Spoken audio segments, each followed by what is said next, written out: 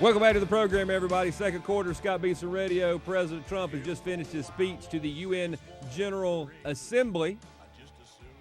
Steve Marshall is with us. I may have misspoken and elevated him to the Attorney General's Office of the United States. I thought I missed the vote. I really did. There could be an opening sometime soon. But he is the Attorney General of the state of Alabama. And Steve, you were saying earlier that you had the opportunity to speak with Attorney General Jeff Sessions earlier, actually out in the parking lot. And so how's he doing? I mean, things going well? It is. I actually talked to him yesterday when he was in Birmingham. Okay. A really good event, by the way, yesterday.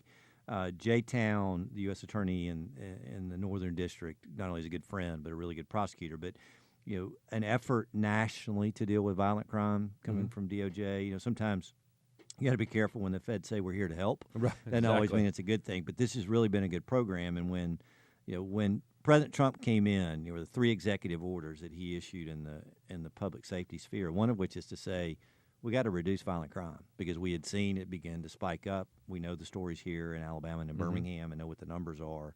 And so there has been an effort led in 22 different cities that creates federal, state, and local partnerships using data-driven efforts from crime stats and other ways of being able to gather intelligence, putting that in the hands of law enforcement to try to deal with this issue. And, we saw yesterday, actually, the FBI released some crime stats that show that we've now stopped the rise of violent crime, that now has nationally or in Alabama? Nationally and in Alabama. I'm still going through, I just got the spreadsheet downloaded. What I looked at showed that violent crime and homicides are both down from where they were in 2016 to 2017, and I think that's encouraging. We've been in part of an effort in Montgomery where violent crime is down 16% over the last 12 months. But then at the same time, we hear the story of Selma this weekend where basically a patrol officer was ambushed and shot with a rifle on what was clearly a setup. And, that's one of the areas that we've talked about before that we've attempted to target with our own violent crime initiative, bringing people together. And we've arrested, I think, 37 drug and gang leaders there already. But there's much more to do. A lot of this violence, is it drug and gang related? Is that what's going on? And then now they've decided that it's okay to be at war with law enforcement? I think clearly I can tell you it's drug related.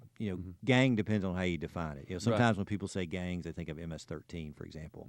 But yet, if we define a gang, the federal definition is the gathering of 2 or more people with a common purpose.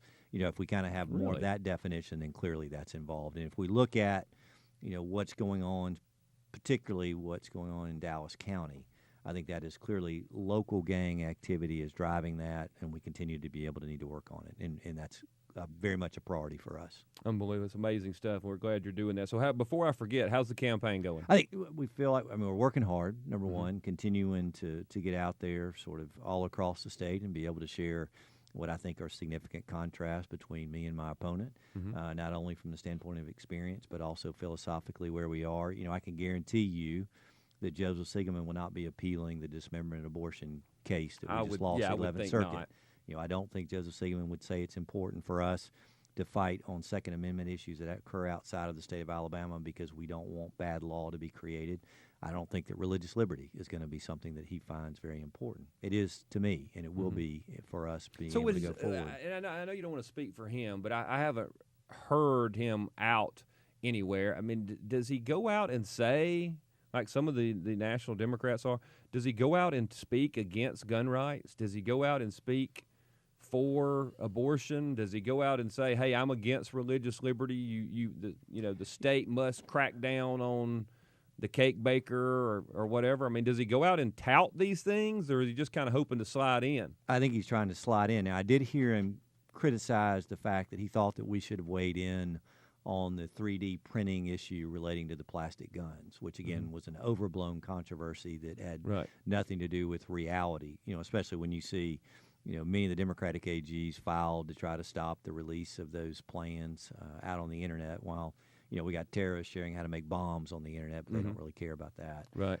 But so I think he's trying to hide behind what is a liberal agenda of Democratic AGs around the country and doesn't want to talk about the fact that, Republican AGs were responsible for much of the pushback during the Obama administration, and right now very much responsible for helping President Trump in a variety of areas, including on immigration. Matter of fact, I think since the last time I've been here, I don't know if I've told you, I had a chance to go speak at the White House a month ago on a panel relating to immigration enforcement in this country and sanctuary cities. We talked about, in fact, it was an event to highlight the work of ICE and Custom and Border Patrol and what they're doing to truly make an impact across this country when we have, Democratic congressional leadership saying we need to abolish ICE.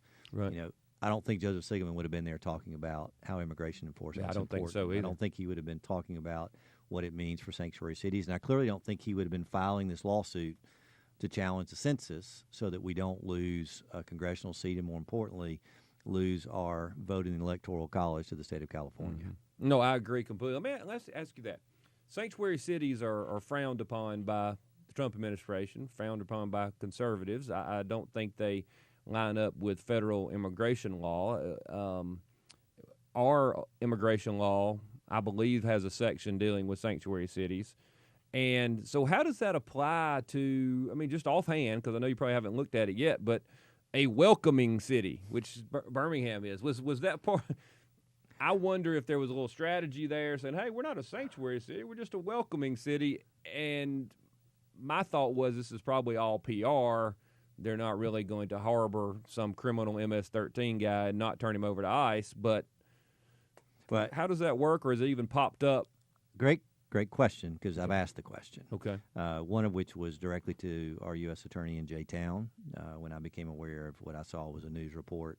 But I had a very direct conversation with the police chief in Birmingham yesterday about that very question and was assured that they would enforce the law as it's directed. So I felt very comfortable with that. I think that's good. And I can understand the mindset. I still hold out great hope for the leadership in Birmingham, the mindset, and I understand. But we got to enforce the law. We do have to enforce the law. And we can't coddle criminals because some of these criminals are rough people. Chris Reid's joined the program. I know he wants to ask this question, and we've got some time, I think. Brett Kavanaugh, the hearings, and what are your thoughts? What's going on? To me, it's like the biggest circus joke there has ever been in Washington, D.C., maybe short of the Russia collusion hoax.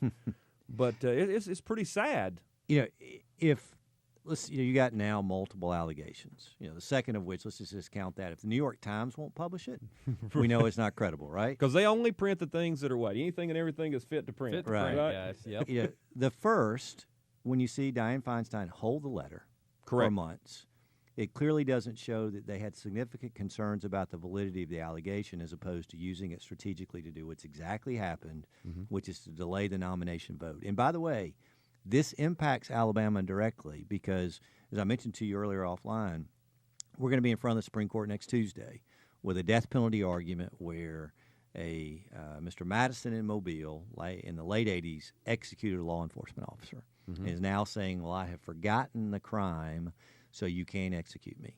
Well, now we only have 8 justices that are sitting on that court, 4 of which I can go ahead and tell you I know exactly how they're going to vote without even considering the merits of the case.